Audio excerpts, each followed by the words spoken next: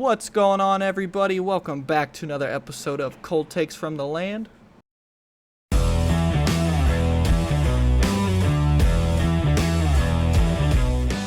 Cold Takes from the Land, where you get the coldest takes from the hottest Cleveland sports fans. Oh, I'm fucking cold, buddy. How about that shit? I'm hot, but for the wrong reasons. For the Guardians, not the fucking Browns out here. Our heads are hot, our balls are cold. We're not doing good here in Cleveland football town. No, I mean, as per usual, the Browns have to suffer for our other Cleveland franchises to do well. Yeah, so for all you, everyone knows, everyone's well aware, the Browns are now 1-2 and a very fucking Season's ugly. over. Yeah, it's over. Just fucking trade everybody. But yeah, it ain't looking good in this moment, buddy. I'm at a loss for words. No, yeah, and we'll kind of start the episode by obviously apologizing for not getting any content out for the Giants game. It was kind of a weird week with Draven being under the weather for a couple days. I had to work during the Giants game, actually, so I only saw a snippet of the middle of the fourth quarter, kind of what happened. So we just decided to skip that and kind of do in our words, what the hell is happening with the Cleveland Browns this video. Yeah, God, buddy, after week 2, there was some optimism, and that all just, after that first about minute of that Giants game, I was on my high horse, buddy. We force a fumble on the kickoff. Deshaun throws a beautiful ball to Amari Cooper, gets Amari Cooper back going, and I'm like, hell yeah, this shit is it right here. And it went fucking way down right after that shit. Yeah. That shit was not it, let us say. That shit was not it. That shit done stank. That's what that was. No. Yeah, I mean, there were some good things that happened this game. Like you said, Deshaun and Amari looked pretty damn good all game. They had 2 touchdowns. That first throw especially, I read this morning that out of all the throws completed for touchdowns this year, that throw in particular to start the game had a 14% chance of being caught. So that was an absolutely absurd ball, good catch. But yeah, man, in general, I mean, we talked about it coming into the season. You need to start 4-1, 5-0 in these first 5 games, and we obviously have not done that. So yeah, we're what do you 1-2. think a bulk of the blame? Yeah, I was going to say, what do you think a bulk of the blame gets based on? Well, so, I mean, I'm going to start with the quarterback position just because that's where everyone's going to point at. And I'll say Deshaun was terrible in the first game, was much better, I would say pretty decent in the second game. And in the Giants game, I would say he was decent in the first half, awful in the third quarter, but was pretty good in the fourth quarter. So Deshaun's been really up and down. Which is not what we needed. We really needed him to really nail it down in terms of consistency, and he's been far from that, which is a problem. He's at 551 yards through 3 games. He's yet to throw for 200 yards in a game. Not good. He averages an atrocious 4.8 yards per attempt, which is sad. He's thrown 3 touchdowns and 2 picks. Now, both those picks were in the first game, so he hasn't thrown an interception in games 2 or 3, so that's a good sign at least, but he's only thrown 3 touchdowns. And he's had moments where he looks pretty good, moments where he looks pretty bad, moments where he looks really mid. So it's still a very confusing show with Deshaun Watson. Yeah, I couldn't have said that any better myself. I mean, quarterback position needs to be better. Offensive line really needs to fucking be better. That was my next point. One of my go-tos is always, if you have a bad offensive line, I don't give a fuck who your quarterback is. You're not going to succeed. I mean, even one of the best top 3 quarterbacks of all time, Patrick Mahomes, carried a team to the Super Bowl and then had no offensive line and got absolutely fucking bitch slapped by Tom Brady there. So if you, and that line, mind you, was even injured a lot better than this offensive line so far. I mean, Teller went down, so Zinter's going to have to start. I wanted to pick your brain about that for a second. I think this might be Zinter pretty much taking over, and we're not looking back, buddy. I think we might either have to move Teller, or I don't think Zinter's given that spot back to him. Yeah, I even said in our preview video, I'm pretty sure, that I like Wyatt Teller, and you never want someone to get injured. Like, I hope he is in good health and gets himself together. But going into the year, I've always felt that Wyatt Teller was a bit on the decline, and he has not been great this year. He hasn't been awful by any means, but he's been very just okay. And when you're one of the highest paid guards in the league, you kind of hope for more than that. And I'm a big fan of Zach Zinter out of Michigan, so I'm kind of excited to see him play, to be honest, at a full-time role. Me too. So I think you're very well right. Like, he could come in these 4 games and kill it and possibly never give up the starting role. But we'll see how that goes. But yeah, the offensive line in general has been bad. I mean, we've been on backups at left tackle. There was talk on if Jack Conklin could end up playing. He's still hurt. He just got hurt again. Who knows what's going on with him? And then obviously we all know James Hudson's not very good. But you know what? At least you could say he's a backup. But he's not expected to be very good. Once we get Jedrick Wills back, it'll be a little more stable. This Giants game, we get Jedrick Wills back, and he looked fucking worse than James Hudson. I mean, I know he's a big guy coming off an injury. Which but is impressive, because we have absolutely shat on James Hudson. So to look worse than him, you got to be pretty damn bad. Yeah, I mean, his effort is just terrible. Like, he just he doesn't seem to care, like, really. Like, I don't get it. Like, obviously I'm not a 6'4", 310-pound professional offensive lineman, so I don't know what it's like to be out there, but like I feel like you would have a little bit more care to go out, especially in a year where it's kind of your make or break year, where like if you play well, you could get a contract, or if you kind of up and down again, then you might be a backup or like a fringe starter the rest of your career. And I don't know, it was only one game. Maybe he comes in with a sense of urgency for the rest of the year and does better, but he also got hurt again. DeJuan Jones, who I'm still a fan of, but he's looked very out of shape. He's overweight, man. He's got to be pushing 400 pounds. I mean, he looks even fucking bigger than normal out there. He just struggling to move. He's not really getting around that well. Guys are flying around the edge on him. I mean, I think he's out of shape. Yeah, it's because he's 6'8", his listed weight is 350, and when you're that big and you've been hurt like the whole offseason, like through training camp and preseason, you can definitely tell that took a toll on him, and he's trying to play his way into shape. So you kind of hope that Conklin can get back healthy, and you can start Conklin there and just let DeJuan kind of get back into better shape. So I'm not overly worried about him, but he hasn't been very good. But I think a lot of that to do is just the fact that he's been in pretty bad shape. And then, outside of that, Ethan Pocic has been fine, and Joel Bitonio has been fine. But outside of that, like, the offensive line has been concerning at the tackles position, and we've been giving up a ton of pressure. We're getting killed every time you blitz, and for whatever reason we keep running these goddamn empty sets, which I'm all for it when you have a fully healthy line, but when you're playing backups, plugging in guys random spots. We had Joel Bitonio playing left tackle for the back half of that Giants game, and you gotta throw a tight end there on a chipper. You gotta have as much running back protection as possible. I know we're trying to spread out the offense a bit, but these are the times when you want to kind of go back to the traditional Stefanski style offense, where you're a lot more heavy set, throwing that extra lineman out there, whether it's a tight end or whatnot. But yeah, it's not been great from the offensive line. That's probably been the worst part of the offense by far, is the offensive line. Yeah, you can't win like that when you're getting sacked 8 times. Granted, he had the strip sack, but he got absolutely obliterated on that play, so I'm not going to blame that on Watson. Yeah. I really feel bad for Bitonio, man. With a guy like that, it's like he's obviously our best offensive lineman right now, but at the left guard position, it's not really a premier position on the offensive line, so it doesn't really matter how great he plays. If he were at left tackle like a Joe Thomas was, and was an outstanding left tackle, it'd be different. I think the line would be like quite a bit better just having that. But having 2 awful tackles and Pocic just being fine, it's like it doesn't really matter if we have 2 all-pro caliber guards. It's not going to make that much of a difference. Right. No, that's true. So this offensive line, they need to figure some shit out like now. Whether it's bring in an extra tight end while Njoku's still banged up so you can run those heavier sets.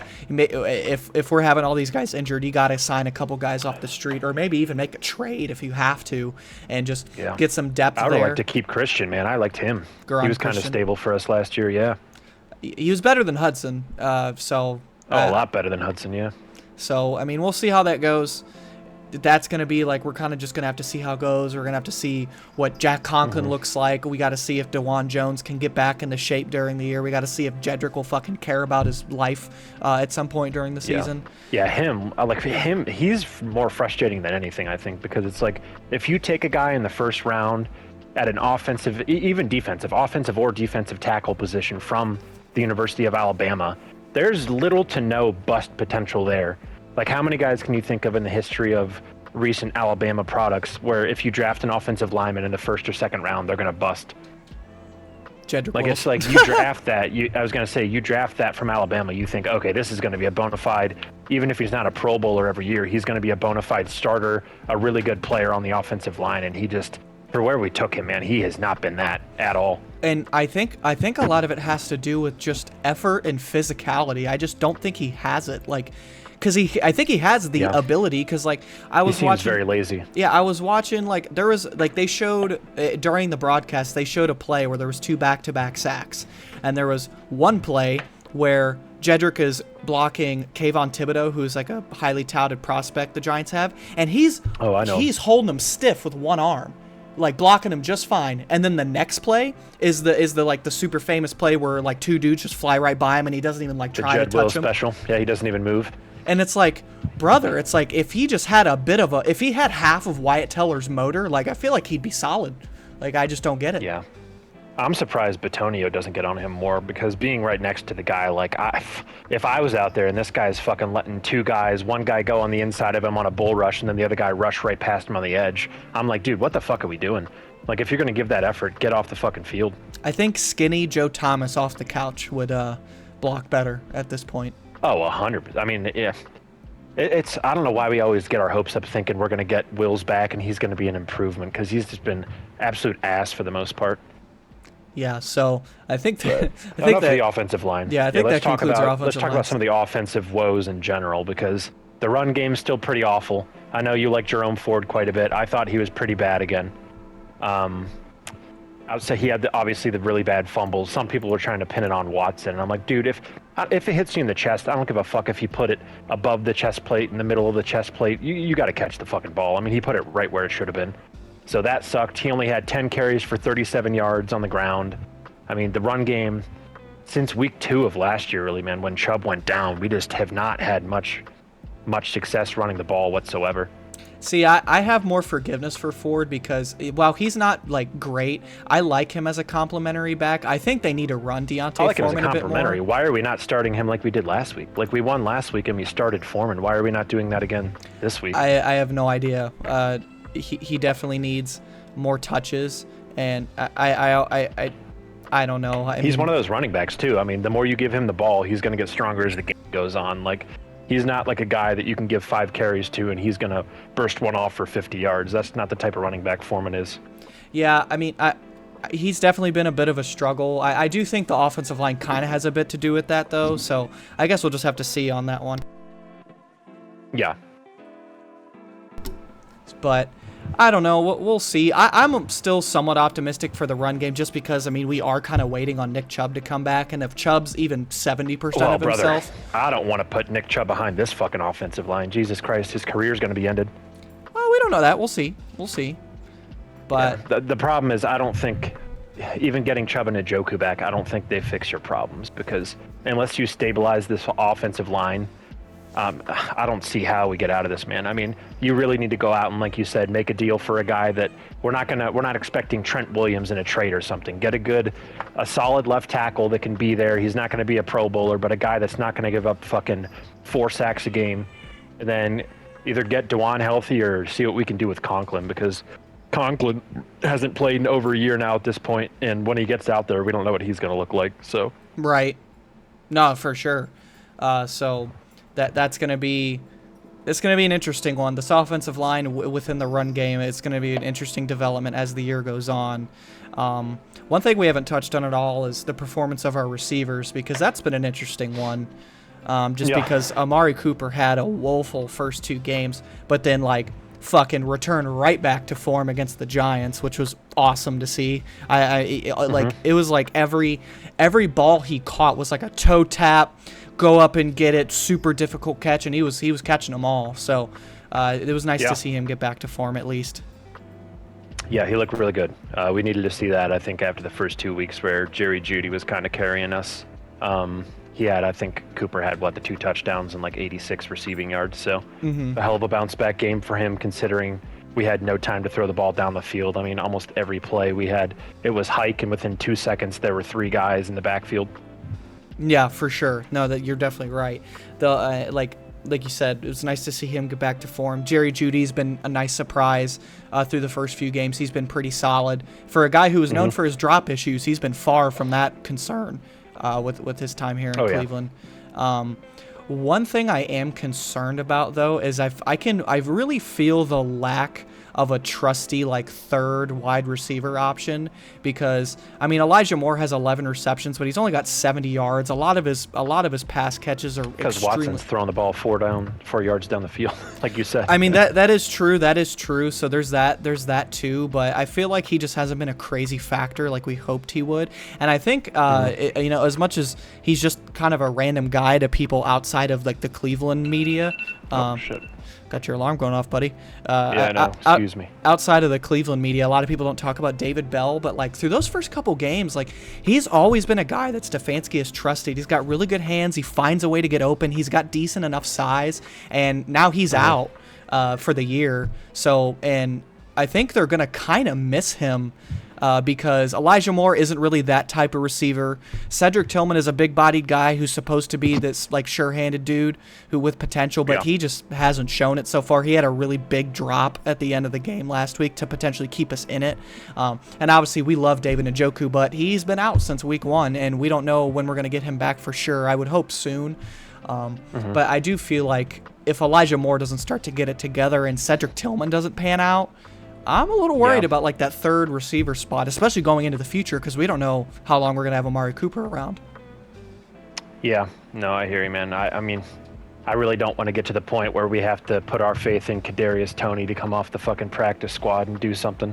I wouldn't mind them giving Michael Woods a shot, to be honest with you. He had a decent preseason. One of the only guys that actually performed well in the preseason for us is we lost damn near every game, but maybe give him a shot. I know he's also not really a slot. He's kind of a bigger dude, but I mean, if, like you said, if Elijah Moore is going to go out there and not give you much production, maybe give him a couple reps. See, you're not even mentioning the guy I was going to mention. I think Who? I think Jamari Thrash might be. Oh, Thrasher, yeah. Oh, yeah, Thrash. Yeah, he's been hurt, though, hasn't he? Yeah, he has been a scratch the first few games. I forgot we have him, to be honest. As soon as you said that, I'm like, oh, we have that rookie. So he is an interesting one who looked really fun in the preseason as like a deep threat. He's someone where like you could toss Cooper or Jeudy in the slot, have him on the outside, and he might be able to stretch the field a bit for you. Yeah, I'd like that. So I would like to see him get some time. Him and Woods were kind of the MVPs of the preseason. Yeah, for sure. So I'd like to see him get some burn.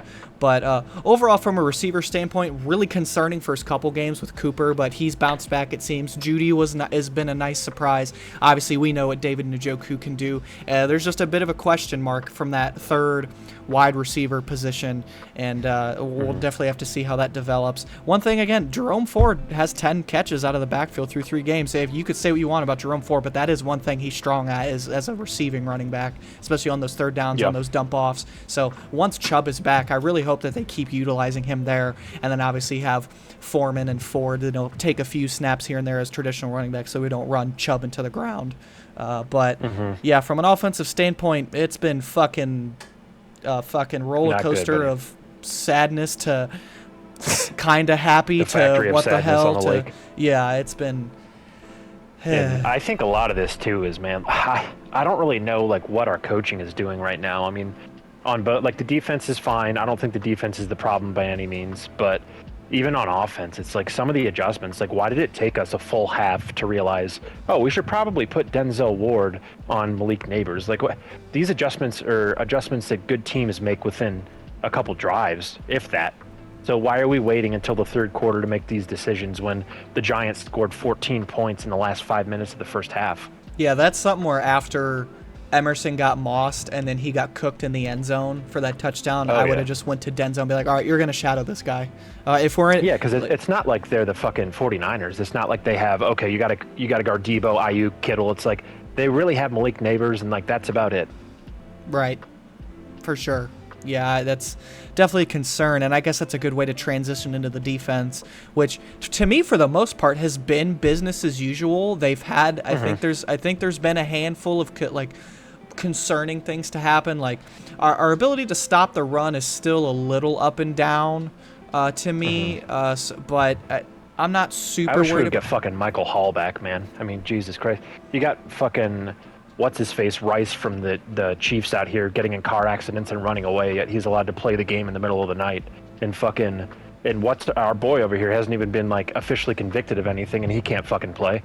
Yeah, that's a bit of a weird one. He's still stuck on that exempt list, and I'm like, obviously, I'm not saying he's innocent or anything like that. I'm not saying he's innocent either. I'm just saying, my God, when you know for a fact what these other guys are doing, like, I don't understand the NFL's disciplinary policy. Like, it makes no sense. It's always been this way too. Yeah, so that is a bit of an X factor, is how well Michael Hall look once he gets a chance. But yeah, outside of that, I mean, Dalvin Tomlinson's been fine. Quentin Jefferson has been kind of bad against the run, but that's not what really brought him in for. He's been good as a pass rusher in the limited snaps he's gotten. And so I still have some optimism. Typically, as long as your run defense is like middle of the pack, you can usually get away with it, just because of the type of league we play in, especially when you get towards like the Super Bowl and stuff. But we'll see how that goes. I like Jordan Hicks a lot. I think he's been a nice addition. Yeah, He's got a sack, couple TFLs. He's got a couple pass defenses. He's a really nice complement to JOK. JOK's been his usual self. I will say Emerson definitely had a pretty rough performance. It seems like his Achilles heel is like the shiftier corners, because he's been pretty solid, but his problem has been like his side-to-side mobility and his straight-line speed isn't great. So he definitely, I hope they stick with him being on like the bigger receivers, maybe even shadowing a tight end if you have to, because those guys who are a tad smaller, who are really shifty and can run really crisp routes, do seem to be his problem. So I'm sure he'll bounce back. I still like Emerson a lot. Denzel's been his usual self, I feel. He's been a top 5 cornerback, I think, so far. Granted, he only played 11 snaps last week, but he's been absolutely outstanding so far. I think he's always been top 5 level when he's healthy. It's just keeping him healthy is the only issue. I will say, hey, your boy that we were pooping on last year has had a much better start to this year. Zadarius Smith, 2 sacks, tackle for loss, 7 tackles. He was good. Who had him and who else had? I think it was Obo this. A sack? Yeah. It was Obo, and then I think Jordan Hicks had the one. Where he he was but Zadarius has had a better start to this year than last year. Myles Garrett been his usual self. He's got a couple sacks already. Trying to think. I mean, defense. We kind of dodged a bullet with him this week too, because it looked like he might be out for a few games. So thankfully Stefanski came out and was like, yeah, he's day to day, but he should be good. He's going to try to play this week. Yeah, I hope they play it a little safe with him, because he always seems to try to play through shit. I'm like, yeah, and we're deep at that position too. You can start Obo and have him really just come in on third downs if you need him. Yeah, but yeah, I don't really have a whole lot to say about the defense. Like, there's been some cracks here and there, but I fully am fine. My only concern is if the offense continues to be this much of a struggle. We're not getting turnovers is the problem still. Do we have a single turnover yet through 3 games? I know we didn't have any coming into this week. I think it was just us and Jacksonville have not forced a turnover yet, and I don't think we got one in this game either. I think all we have is a couple fumble recoveries. I think that's it. We had the one on the kickoff, and then... that's right. So that was the very first turnover of the year we forced. But interceptions will come. You just got to put yourself in the right position to make plays. Dude, there's another one. It's bothering me. Why can't I... Oh, when Singletary fumbled late in that Giants game. Okay. Yeah, we made him fumble. Cool. I could not fucking remember for the life of me. But yeah, 2 fumbles. Yeah, that is it. We have yet to get an interception this year, which is a bit concerning. Yeah. Did we recover? I know we recovered the first one. We recovered the second Singletary fumble too? Yes. Yeah, both of them we recovered. Good. Yeah, because that was when we kept bailing ourselves out defensively, and then the offense would shit itself late in the game against the Giants. Yeah, there was a lot of that, man. I mean, dude, Danny Dimes looked like fucking Peyton Manning out there. I was losing my mind. Like, dude, at the end of that Giants game, like, obviously we had the struggles, but we put Denzel on Neighbors when we were in man coverage, looked much better. And then at the end of the fucking game, dude, so we had a chance. I can't remember the order they came in, but I just remember how all 3 happened. We had 3 chances to go in at least tie the fucking game or even win it, and we go down. We have the fourth. The first was the Ford fumble, yeah. Yeah, we had Jerome Ford fumble that handoff, which, say what you want about it. I mean, you still got to hang on to that. I don't give a fucking rat's ass. Secondly, you have the shitty QB sneak where it was called short, and then you had the Watson, and then when Watson took off running and like was kind of close to the first down, but it looked like he was a little short, and that was on 4th down, and for whatever reason they didn't challenge it to see, because it kind of looked like he might have got it, but whatever. I guess you didn't want to lose a timeout, which is, I guess, fine. And then you get the ball back again, get to another 4th and 1, and then fucking Tillman drop. Tillman right over the middle, like he had the DB on him, but the ball was in his chest. Yeah, that was a good throw. I mean, you couldn't have placed the throw any fucking better than that. And everybody knows we're not Watson defenders, but I don't think this game was on him. This is not like it was Dallas or anything. I mean, he didn't throw for 200 yards. I get that, but at the same time, he had 2 touchdowns, no interceptions. Only turned the ball over once when he got absolutely fucking speared from both directions because neither tackle decided to block. So Yeah. I don't really think this was on him. And he almost got fucking hurt again in this game because fucking he got sacked damn near 10 times. Yeah, there was a play, I can't remember the hit he took, but he ran off of the field kind of like holding his shoulder a little bit, and I got PTSD. I started fucking like freaking out in the fucking... Yeah. Well, now we know why he didn't want to play in the fucking preseason, because my God, if our starting 5 looks this bad, can you imagine him playing in the preseason? Yeah, I might have cried if he got killed in the preseason. Jeez, man. And that's tough, man. I mean, with the winnable games like this, you gotta end up winning these games, man. I mean, and granted, every year a couple teams make the playoffs that didn't the year before too. So we thought the Commanders was going to be an easy game. We have them after this game this week, so that's not looking as easy as it was originally. Yeah, Philly Jaden might Daniels be looked like easier that than we fucking originally guy. thought.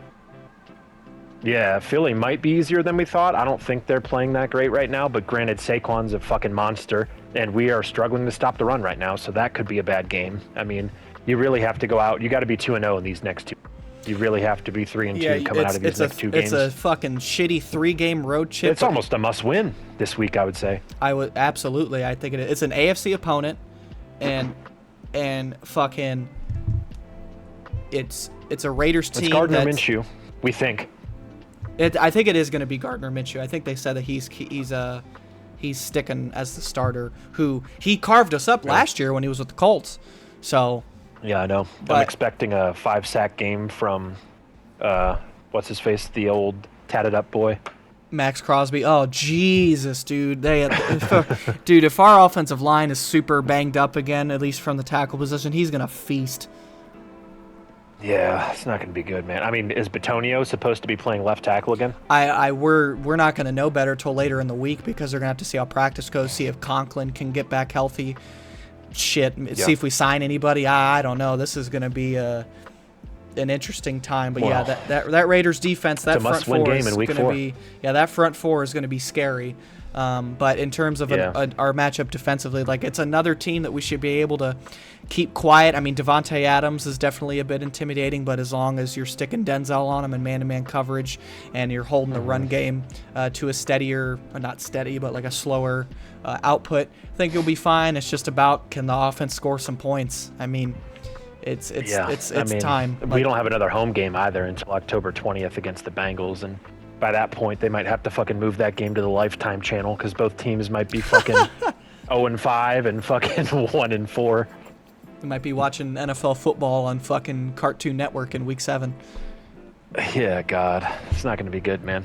No, but realistically, we already kind of got shafted this year. At least we didn't get that Brazil game because we were already shafted because the AFC only got the 8 home games. So we would have got 1 neutral site game, 7 home games, and then the fucking 9 away. That would have sucked.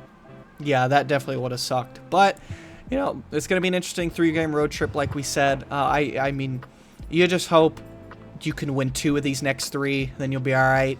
Going into the Cincinnati game. You got to be 3-2. I mean, 3-2 is like the worst case scenario coming out of these first 5 games. If you're not 3-2, I mean, you might as well kiss your fucking season goodbye. If you're 2-3, or even worse, 1-4 going into the Philly game, I mean, you might as well just fucking, I don't know. You might as well move the team back to Baltimore.